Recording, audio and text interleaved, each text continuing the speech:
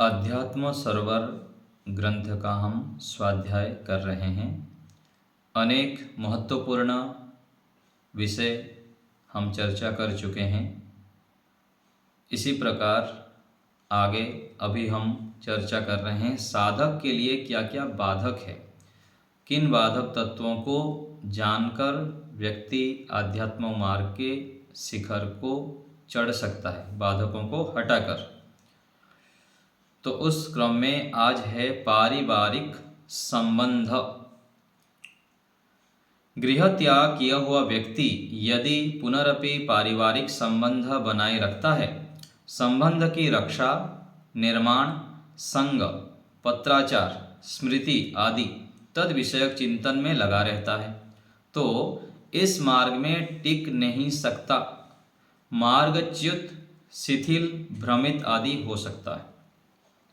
जो सन्यासी बनना चाहते हैं, जो विशेष देश राष्ट्र के हित करना चाहते हैं, ऋषि बनना चाहते हैं, मोक्ष के मार्ग के पथिक बनना चाहते हैं, उनको घर परिवार आदि से संबंध तोड़ देना चाहिए, बिल्कुल तोड़ देना चाहिए। ये ऋषियों की सिद्धांत है। यदि समाज राष्ट्र के लिए कुछ विशेष करना चाहते हैं, लाखों करोड़ों व्यक्तियों को उपकार करना चाहते हैं और अपना आत्म कल्याण करना चाहते हैं, तो ईश्वर प्राप्ति का लक्ष्य लेकर गृह त्याग करने वाले ब्रह्मचारियों, जिज्ञासियों की तो बात पृथक है। अध्ययन करने वाले, संस्कृत आदि पढ़ने वाले विद्यार्थियों को भी ऋषियों ने माता पिता आदि संबंधियों से कठोरतापूर्वक अलग रहने का विधान किया है, क्योंकि ऐसा ना करने से विद्या प्राप्ति में बाधा ही बाधा उपस्थित होती है। कभी कोई बीमार पड़ गया, कभी कोई किसी की शादी हो रही है, कभी कोई मर गया, इसी में ही व्यक्ति लगा रहेगा, ना विद्या प्राप्त कर पाएगा ना कुछ। विद्या अध्ययन के लिए तो भय, शोक, चिंता, दुख, हानि, लाभ, मान, सम्मान, ऊंचा नीचा आदि द्वंद्वों का अभाव होना चाहिए।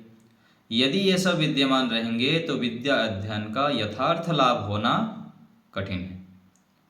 यदि सामान्य विद्यार्थी के लिए इस प्रकार का निषेध है, तो जो कि अयम निजः परो वेति वसुधैव कुटुंबकम, पूरा श्लोक क्या है? अयम निजः परो वेति गणना लघु चेतसाम उदार चेतसाम तु वसुधैव कुटुंबकम। सारे संसार को अपना परिवार बनाने जा रहा है, उसके लिए क्या एक माता पिता, परिवार, ग्राम, नगर, जनपद, राष्ट्र महत्व रखता है? जब संकुचित सीमाओं से पार होना पड़ता है, सब संकुचित सीमाओं से पार होना पड़ता है। इसके लिए सब माताएं माता, सब पिता पिता, सब बहनें बहन, सब भाई भाई आदि हैं। यदि वह ऐसा मानकर चले कि केवल एक यही व्यक्ति मेरी माँ है, मेरे पिता है, मेरे भ्राता आदि हैं, इन्होंने मेरे लिए कष्ट उठाया है, इसलिए इनकी विशेष सेवा आदि करना मेरा कर्तव्य है, तो इसका परिणाम यह आएगा, वह व्यक्ति सार्वभौम रूप से यम नियम आदि का पालन नहीं कर सकेगा, कॉम्प्रोमाइज कर देगा, कहीं ना कहीं ढीला छोड़ देगा, स्वार्थ से युक्त हो जाएगा। एक ही परिवार से बंधकर उसकी सारी बुद्धि, बल, काल, सामर्थ्य सीमित क्षेत्र में ही समाप्त हो जाएगा। ऐसा व्यक्ति विश्व और राष्ट्र के प्रति तो क्या, समाज के प्रति भी सूक्ष्मता से गंभीरता पूर्वक विचार नहीं कर पाएगा, ना क्रियान्वित कर पाएगा। जैसे परिवार आदि की उपेक्षा करके ही समाज कल्याण तथा शहीदों की भांति राष्ट्र का कल्याण संभव है, उसी प्रकार धर्म की स्थापना, उद्धार अथवा रक्षा के लिए समस्त संसार को एक भावना से देखना अनिवार्य है। धर्म की, सत्य की रक्षा मात्र परिवार, समाज तथा राष्ट्र की सीमा में बंधकर नहीं की जा सकती है। राज्य, धन, ऐश्वर्य के समान मनुष्य के लिए धर्म भी अति आवश्यक है, अतः धर्म की रक्षा भी अनिवार्य है। तो सोचिए हम कहाँ पर खड़े हैं और हम अपने आप को कितना बड़ा मान के, कितना श्रेष्ठ मान के चल रहे हैं। केवल घर में रह के हम अपने आप को इस रूप में अनुभव कर रहे हैं, तो कितनी बड़ी भावना यदि करेंगे तब जाके हम मोक्ष के मार्ग पर चल पाएंगे, नहीं तो इन संबंधों के चक्रव्यूह के अंदर ही हम घूमते रहेंगे। इसलिए गृहस्थ के बाद वानप्रस्थ, वानप्रस्थ के बाद संन्यास कहा गया। गृहस्थ के जंजाल से मुक्त होकर आश्रम में जाना, वहाँ विशेष साधना तपस्या करते हुए वानप्रस्थ में फिर संन्यास की योग्यता बनानी है, संन्यास के संस्कार बनानी है, उससे फिर विरक्त होकर संन्यास मार्ग में बढ़ते हुए मोक्ष के मार्ग के पथिक होता है। लेकिन जिस जगह पर जो है अपने बुद्धि के आधार पर अपने आप को बहुत श्रेष्ठ मान के चलते हैं और चलते रहते हैं। वसुधैव कुटुंबकम, सारा संसार ही मेरा परिवार है, इसका उद्घोष करने वाला विश्व को अपना परिवार मानता है, किसी से कोई भेदभाव नहीं रखता, एक परिवार मात्र को अपना नहीं मानता है। पारिवारिक संबंध के कारण योग्य व्यक्ति भी कैसे उन्नति मार्ग से भ्रष्ट हो सकता है, एक उदाहरण दे रहे हैं। पारिवारिक संबंध रखने से क्या हानि होती है, कितने बड़े बड़े योग्य व्यक्ति भी कैसे भ्रष्ट हो जाते हैं, देखिए। किसी गुरुकुल में एक विज्ञान पढ़ा लिखा स्नातक संस्कारवान युवक उपदेश सुनकर घर छोड़कर वैदिक विद्या अध्ययन के लिए आ गया। प्रतिभा के कारण 7-8 महीने में व्याकरण का मूल अष्टाध्यायी कंठस्थ कर ली, व्यायाम आदि से स्वास्थ्य भी अच्छा बना लिया, आचार्य का प्रिय भी बन गया। एक बार घर से पत्र आया, पिताजी रुग्ण हो गए हैं। इसके पूर्व पिताजी गुरुकुल आते रहते थे, साथ में घी मिठाई रुपए पैसे भी लाते थे, देते थे, मिलते रहते थे। अनेक बार संपर्क के कारण उस विद्यार्थी का संस्कार वैराग्य निर्बल पड़ गया था, बार बार आते थे इसलिए। इस बार रुग्ण पिता को देखने घर चला गया। प्रथम तो निषेध किया, किंतु घी की कृतज्ञता उसे बेचैन करने लगी, जो पिताजी मिठाई घी आदि लेके आते थे। लोगों ने भी कहा, आपके कारण एक व्यक्ति का जीवन बच रहा है, इसको परोपकार मानकर ही कर लो, जाओ घर में जाके मिल लो पिताजी से। आपके ना जाने से उनकी मृत्यु हो जाएगी तो आपको कैसा लगेगा। इस प्रकार वह घर चला गया। वहां जाने पर शीघ्र लौटना चाहा, किंतु सबके रोने कहने पर रात में घर रुक गया। क्योंकि आज गुरुकुल में बोलते हैं जाना है तो ठीक है, चले गए तो जाके भी देख के आ जाना, किसी गुरुजी के साथ किसी आचार्य जी के साथ जाओ, बस देख के आ जाओ, लेकिन घर में रहना नहीं। पुनः एक शाम, 2 शाम, कई शाम तथा रात्रियां बीत गई। फिर उसने गुरुकुल जाने का निषेध कर दिया, यहाँ तक कि अपना सामान भी लाने नहीं गया, दूसरे ने उसका सामान घर पहुंचाया। विद्वत्ता और ब्रह्मचर्य का संकल्प यूं ही रह गया। ऋषि बुद्धिमान बुद्धिहीन नहीं होते हैं, साधक बाधक सबको जानते हैं, इसलिए विधि या प्रतिषेध करते हैं। घर से एक बार निकल गए तो घर से मुंह मोड़ के देखना नहीं घर में, ऐसे ऋषियों की विधान है। भगवान राम जी को भी देखिए, इतने बड़े राजा दशरथ जी के संतान होते हुए भी गुरुकुल में जाके पढ़े थे। ऋषि दयानंद जी का भी ऐसी स्थिति है। ऐसी स्थितियां सबके लिए सामान्य है, किसी के भी साथ हो सकती है। जिसके पेट में 9 महीने रहा, जिसका स्तनपान किया, चिपक चिपक कर गोद में खेला, खाया, सोया, जिस शिशु के लिए माता ने पिता ने इतना तप त्याग किया, भला उनको छोड़ देने पर कौन उसको भुला सकता है। हाँ, उनसे दूर रहकर उनकी स्मृतियों को दबा सकते हैं। संस्कार तो बने ही रहते हैं, माता पिता के दर्शन मात्र से विवेक के संस्कार दब जाते हैं, स्तर गिर जाता है, व्यक्ति कातर हो जाता है, अर्थात शिथिल पड़ जाता है। सामने से भाग जाने की इच्छा होती है, कहीं राग आदि उत्पन्न ना हो जाए, जाने कौन सी समस्या सामने रख दें। इसलिए ना मिलना, ना घर जाना, ना उनसे अर्थ सहायता लेनी चाहिए माता पिता परिजनों से, क्योंकि जिनसे सहायता लेंगे वहाँ पर फंसेंगे। उनकी चर्चा, पत्र व्यवहार, सुविधा आदि सभी प्रकार के संबंध से दूर रहना चाहिए। जब तक परिपक्वता नहीं आ जाती तब तक ऐसा ही उचित है। माता पिता मार्ग में पड़े हैं, गली में पड़े हैं, भिक्षा मांग रहे हैं, यह सुनकर किसका हृदय नहीं दहल जाता। अतः जब तक राग के संस्कार भुने बीज के समान नष्ट या अधिकार में ना आ जाएं, तब तक संपर्क से बचने का पूर्ण प्रयत्न करना चाहिए। यह भी ध्यान रखना चाहिए जैसे अपने परिवार को त्याग दिया वैसे अन्य का भी त्याग समझना चाहिए। कहीं एक को छोड़ा और दूसरे से संबंध बना लिया, यह भी अनुचित है। उच्च अवस्था प्राप्त होने पर मर्यादा अनुसार सामाजिक प्रयोजन के लिए घर वालों के साथ भी सामान्य मानकर व्यवहार करनी चाहिए, नहीं तो फिर से गिर जाएंगे धड़ाम से। यहाँ एक प्रश्न होता है, जैसे अन्यों के साथ व्यवहार करना पड़ता है वहाँ अन्य जैसा ही मानकर अपने परिवार से व्यवहार करे तो क्या हानि है?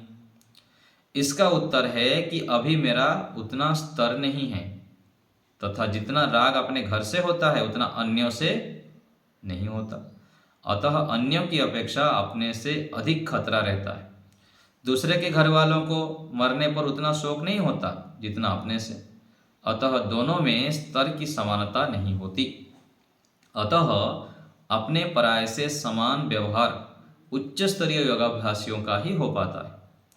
योगाभ्यासी ईश्वर को ही माता पिता बंधु मानकर चले व उसके लिए संपूर्ण सामर्थ्य का प्रयोग करे तो इस मार्ग में देर तक टिक सकता है।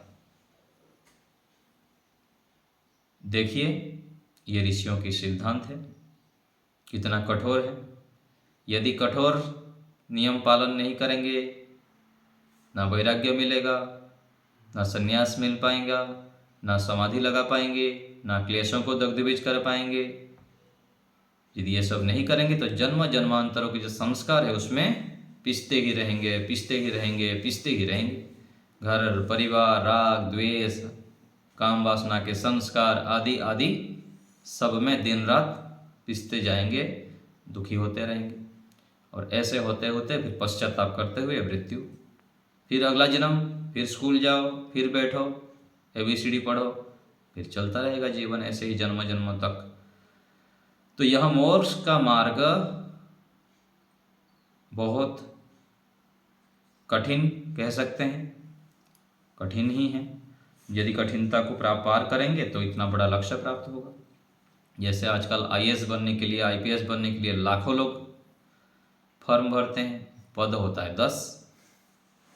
ऐसे ही ये मोक्ष मार्ग में कोई करोड़ों में एक मिल जाए तो बहुत मुश्किल दिखता है, जो कि केवल ईश्वर को ही प्रधानता देते हैं कि प्रभु आप ही मेरे हैं और कहीं इधर उधर देखना नहीं। दिन रात सोते बैठते जागते उठते केवल ईश्वर का स्मरण, प्रभु आप ही मेरे हैं, ईश्वर को ही पकड़ के चलना।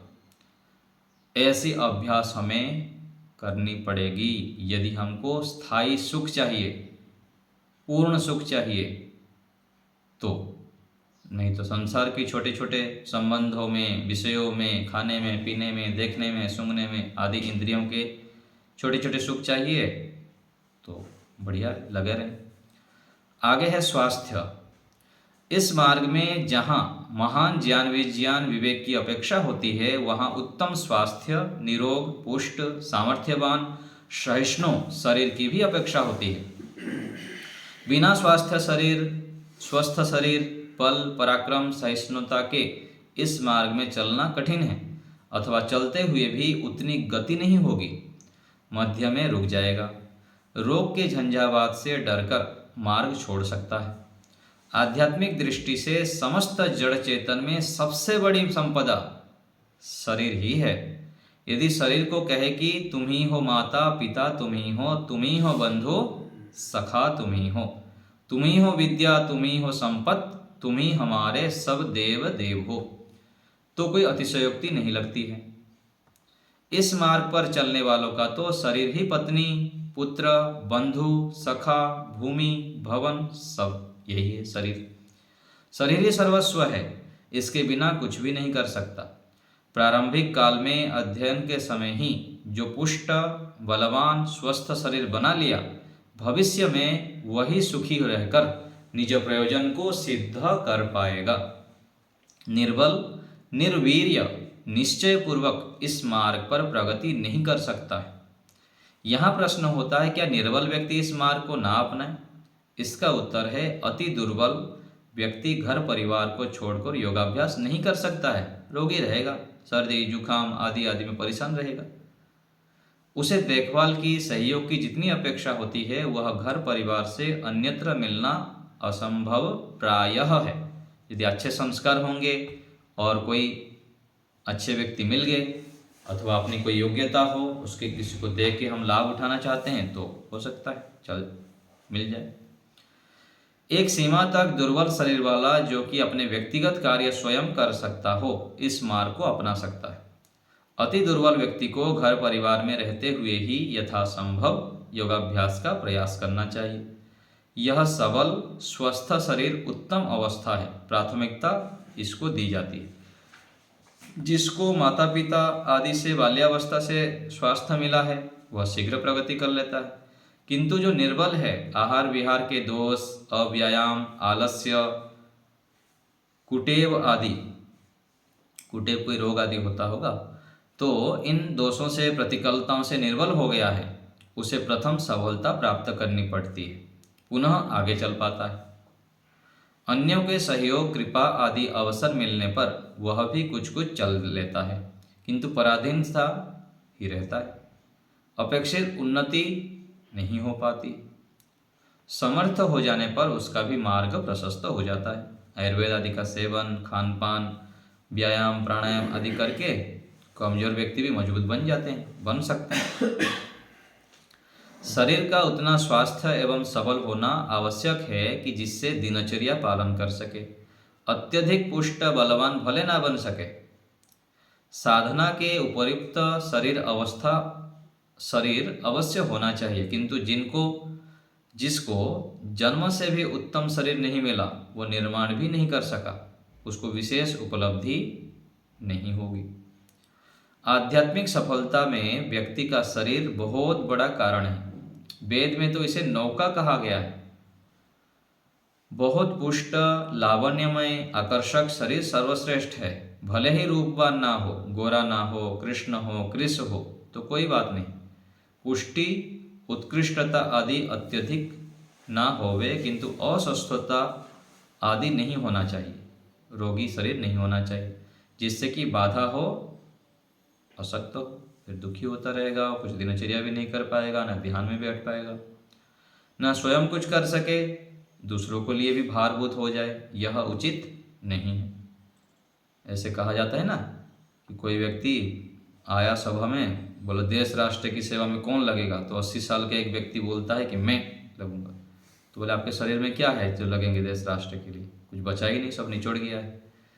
तो ऐसे स्थिति में भी लोग आ जाते हैं आश्रमों में, जो जिंदगी भर भोगों में लगे रहे, संसार में लगे रहते हैं, फिर अंतिम समय में भारभूत बन जाते हैं दूसरे के पास आकर। पहले से व्यक्ति जब वो किसी जगह पर रह के 10 साल 20 साल सेवा करता है, परोपकार करता है, समर्पित होता है, फिर अंतिम समय में सेवा करते हैं, संस्था वाले हो अथवा कोई भी जो धार्मिक व्यक्ति होते हैं, करते हैं। किसी गुरुकुल में एक ब्रह्मचारी घर बार छोड़कर विद्वान बनने आया। वैदिक विद्वान बनकर समाज तथा राष्ट्र सेवा करने की भावना से ओतप्रोत था। 15 वर्ष की अवस्था का था।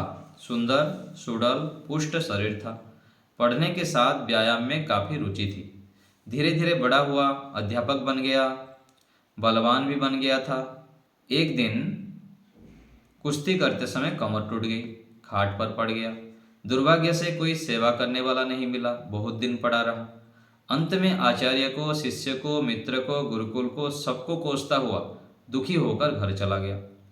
नैष्ठिक की दीक्षा ले चुका था, किंतु दुखी होकर गृहस्थ बन गया। साग बेचने का व्यवसाय अपना लिया। कहाँ नैष्ठिक बनना, आजीवन ब्रह्मचर्य रहकर समाज राष्ट्र की सेवा करना संकल्प लिया था। कहाँ शरीर क्षति के कारण वापस आकर साग बिकने लग गया। इस मार्ग में आने वाले तथा आए हुए के लिए यह उदाहरण सदा स्मरण रखने योग्य है। अतः शरीर निर्माण के साथ साथ उसकी रक्षा के लिए भी विशेष सतर्कता अपेक्षित है। अधिक उत्साह होकर, अभिमान से युक्त होकर व्यक्ति फिर अति कर लेता है, फिर हानि हो जाती है, तो ये समस्या होती है। अभी मैं कुछ दिन से व्यायाम कर रहा हूँ, तो ऐसे तो करता ही हूँ, लेकिन अभी थोड़ा ठंडे के कारण बढ़ा रहा हूँ, तो कुछ दंड बैठक आदि लगा जाए तो मेरे पैर में अभी 2 दिन से थोड़ा सा सामान्य दर्द है। तो धीरे धीरे करके मैं बढ़ाता हूँ, फिर भी कहीं ना कहीं हो ही जाता है। तो हमको धीरे धीरे बढ़ाना होता है, सावधानी भी रखनी होती है। ज़्यादा कुछ नहीं है, आप लोग चिंता मत करिएगा, सामान्य है, एक उदाहरण दे रहा हूँ आपको।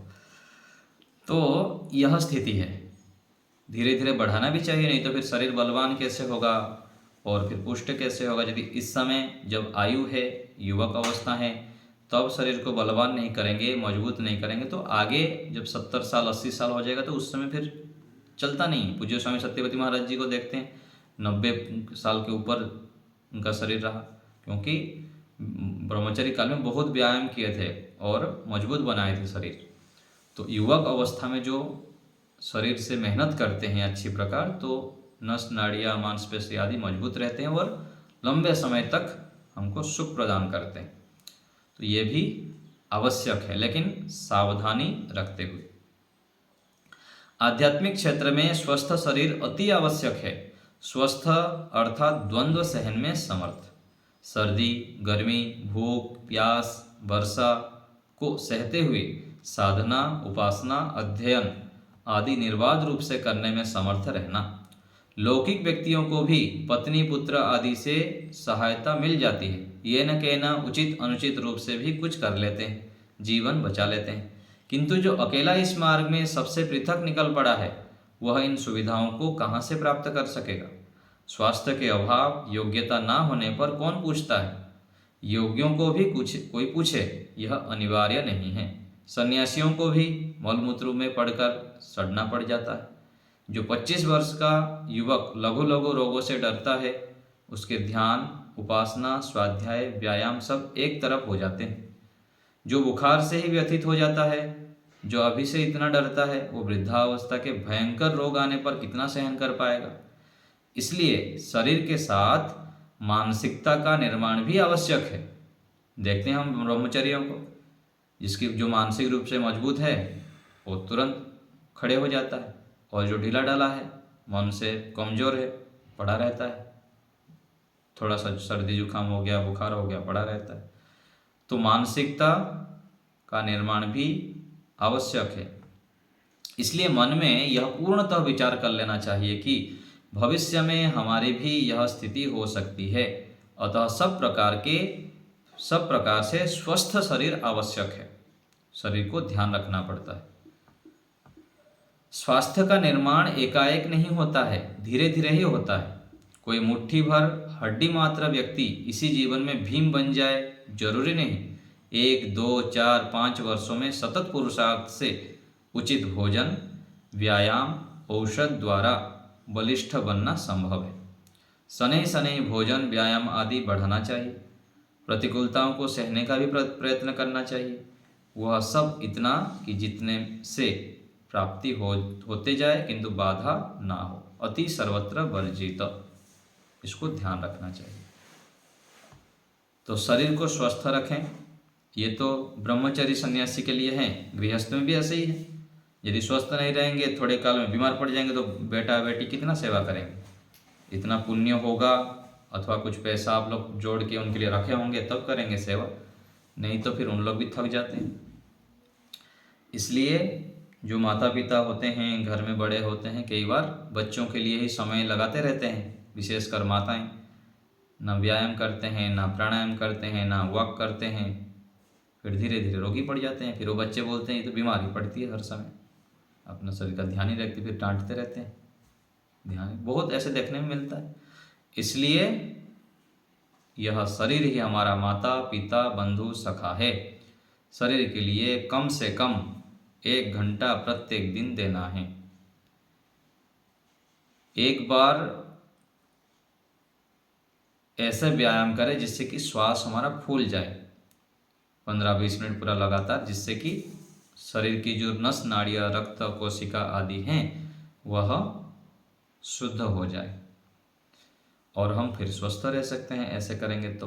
और 1 घंटा किए, आधा घंटा किए, ढीला ढीला हिलते डुलते टाइम पास कर लिए तो क्या होगा, उससे विशेष लाभ नहीं होगा। तो व्यायाम प्राणायाम आदि भी अच्छी प्रकार से करना चाहिए, क्योंकि हमारे आंतरिक शुद्धि के लिए, और ये स्वास्थ्य यदि ठीक रहेगा तो हम साधना भी ठीक से कर सकते हैं। तो इस प्रकार हमें बाधकों से बचना चाहिए।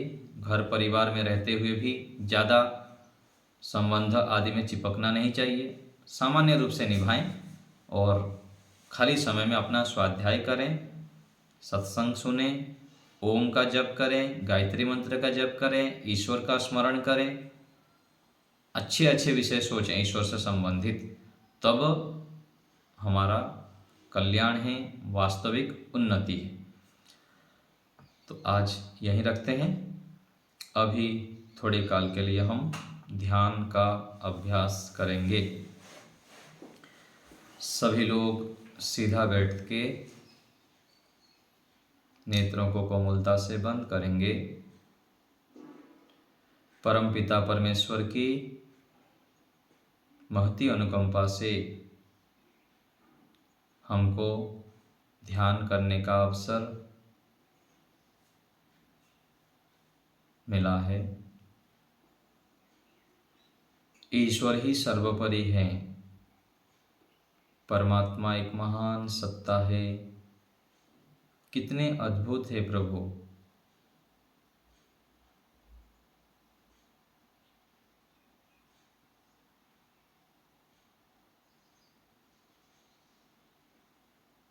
परमात्मा की महानता को अनुभव करेंगे। सृष्टि के कण कण में परमात्मा विद्यमान है।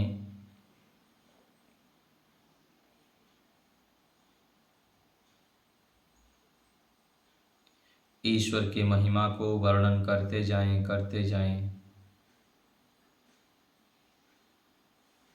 कितना भी करे कम है।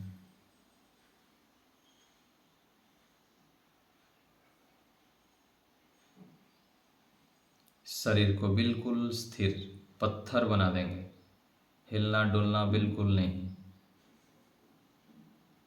शरीर स्थिर, मन इंद्रियां स्थिर, केवल ईश्वर में अपने आप को अनुभव करना। परमात्मा के दिव्य गुणों को मैं धारण कर रहा हूँ। मेरे अंदर ईश्वरीय गुण प्रवेश कर रहे हैं।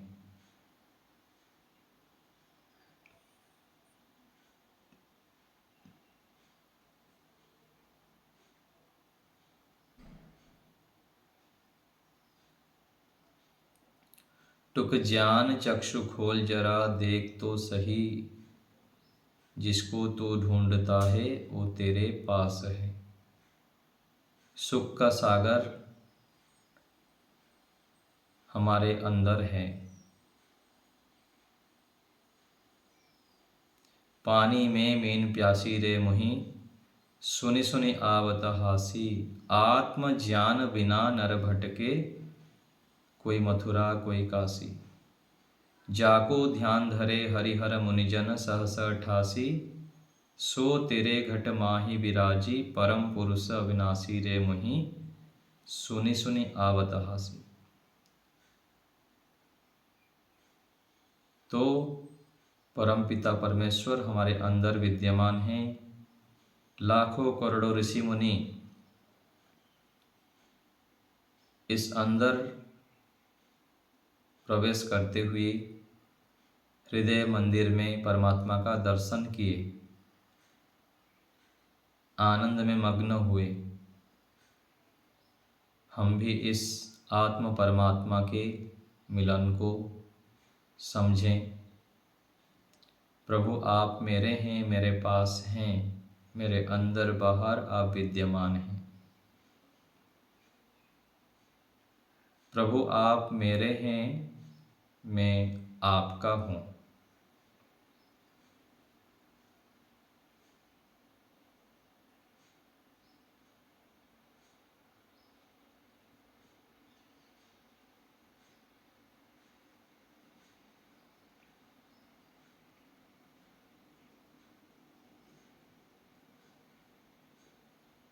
एक बार ईश्वर को स्मरण करते हुए ओम का उच्चारण लंबे स्वर से श्वास भरिए।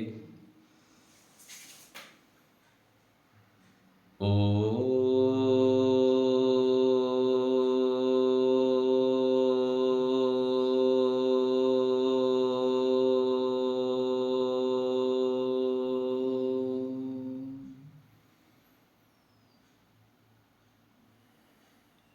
जब भी ध्यान में बैठते हैं, आँख बंद करते हैं, मन को एक क्षण के लिए भी खाली नहीं छोड़ना है।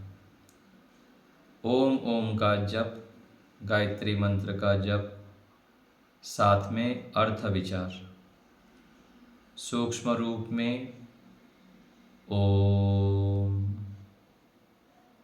ओम का जप मन ही मन, साथ में ईश्वर के कोई एक गुण का स्मरण।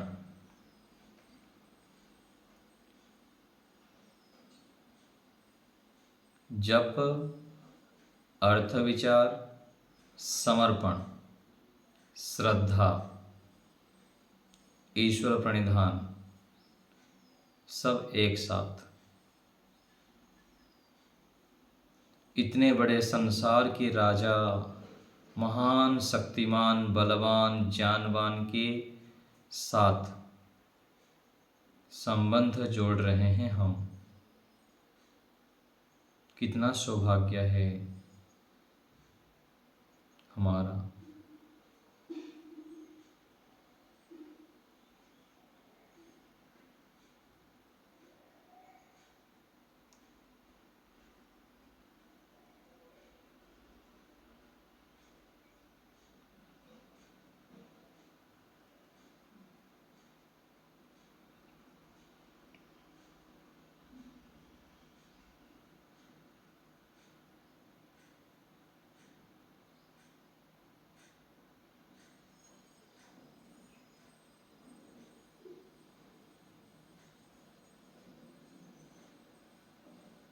प्रत्येक क्षण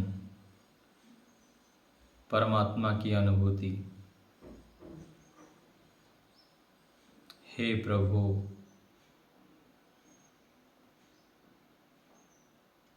आपने ही हमको यह सब साधन प्रदान किए हैं। हे प्रभु, हे परम दयालु, आपकी अनुभूति मेरे मन में प्रत्येक क्षण बनी रहे, जिससे मैं बुरे कर्म और उनके दुख रूप फल से बचकर सुख शांति को प्राप्त करूं।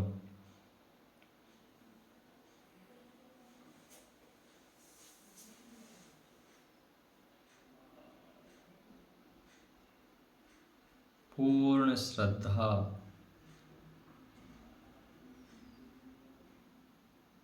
मैं आत्मा, मेरे परमात्मा।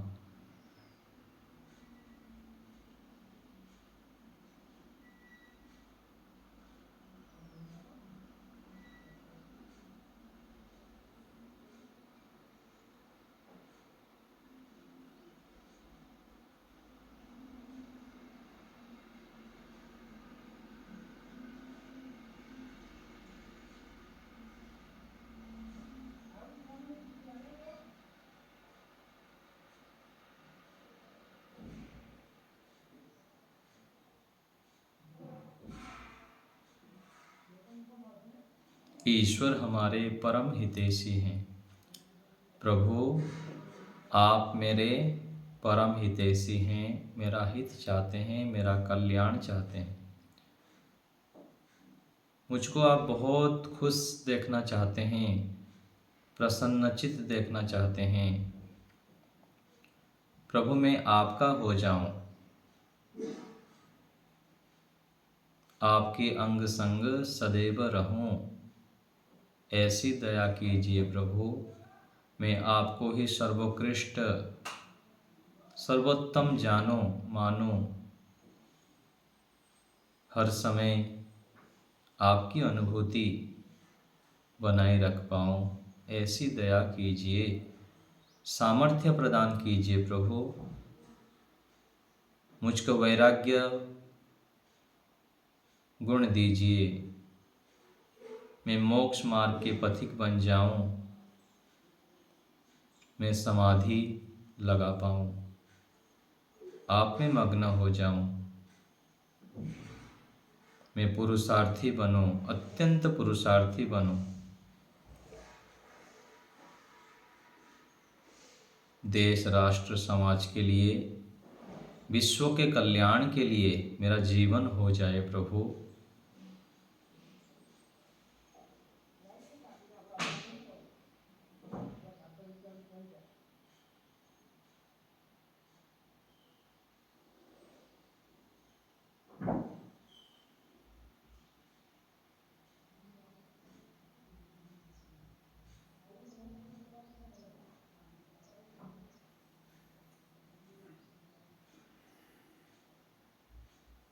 एक बार पुनः ओम का उच्चारण, श्वास भरिए।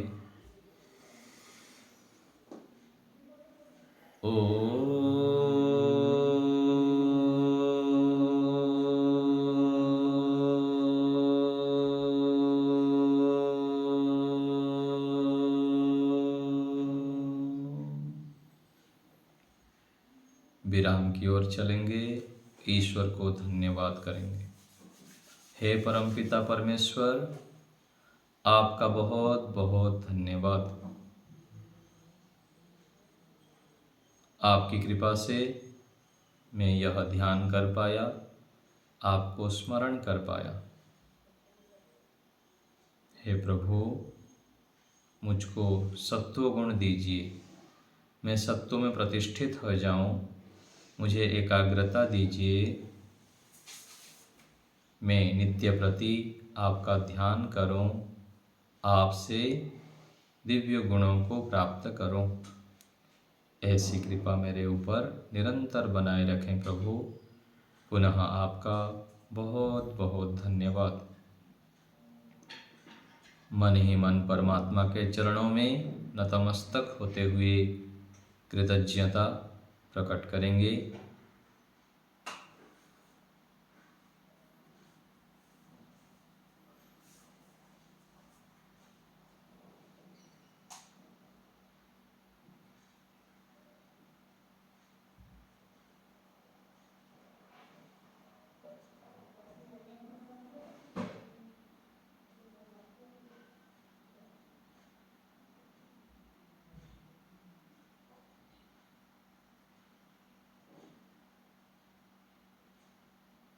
अब विराम देंगे, धीरे धीरे हाथों को घर्षण करते हुए मुख में स्पर्श करेंगे। धीरे धीरे पलक झपकते हुए दोनों हाथों के बीच में आंखों को खोलेंगे। थोड़े काल के लिए मौन, शांत, गंभीर, एकाग्र रहते हुए हम आगे अपने कार्यों को करेंगे। और जो थोड़ी देर और ध्यान करना चाहे वो कर सकते हैं। तो अभी यहाँ मौन शांत रहते हुए हम विराम देंगे।